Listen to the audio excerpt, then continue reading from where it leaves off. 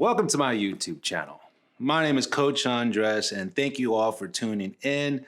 I'm having a blast doing these videos. I'm having a blast with doing all these great coaching sessions. I got so many stories, and I have so much I want to share with you all. If you guys want to go a little further than anything that I'm about to discuss, check out coachingwithundress.com. I'm here to help. Would love to hear your story. And that leads me to what we're about to talk about, your story, which the topic of this video is behaviors that men find beautiful. Men find beautiful. Outside the beautiful eyes that you have, outside the beautiful perfume that you wear, or the way you wear that dress, we understand, or even the sense of humor and the laugh that you have. The teeth, the beautiful teeth. Hygiene is very important. But we're just going to talk about something a little deeper. And that's where I want to talk about these three important things. But before we get started, why don't you go ahead and hit that subscription to make sure you're always in tune to knowing when their next videos are coming out. Be a part of this community because I love hearing all what you all have to say. Even if it's criticism, take it, put it down. I don't mind. I actually love the criticisms because you make me a better coach. So number one, what men find beautiful in a woman. Being courageous. Being courageous, being fearless.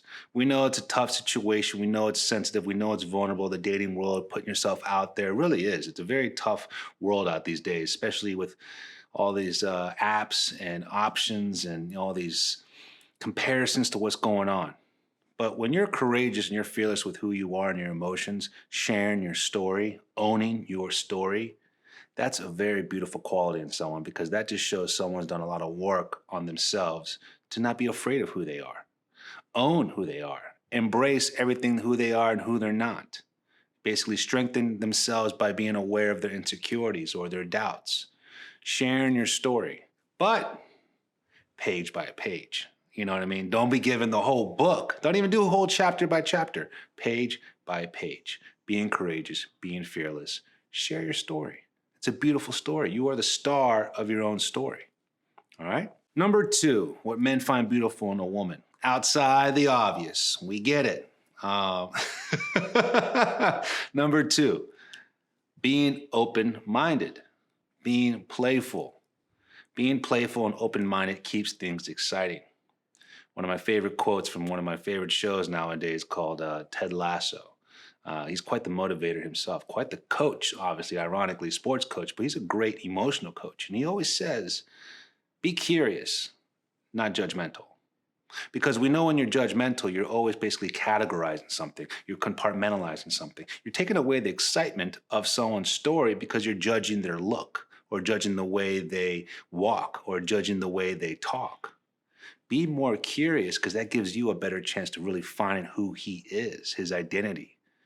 Be more curious about what his story could be because you might have more in common than you think from the outside.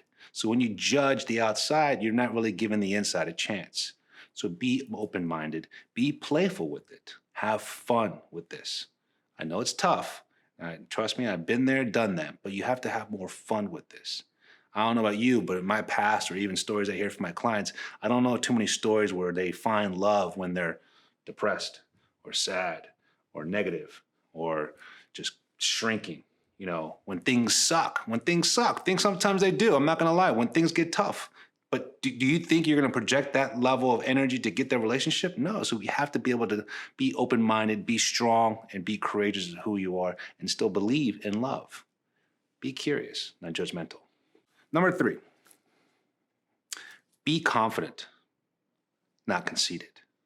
Be confident with who you are. And then I also mean this in the sense of speak up when you notice something is not right. Speak up in a way where maybe he crossed a certain boundary verbally, hopefully not physically, we're not talking about that, but verbally, emotionally, in a sense where you want to make sure you're more constructive than destructive with the situation.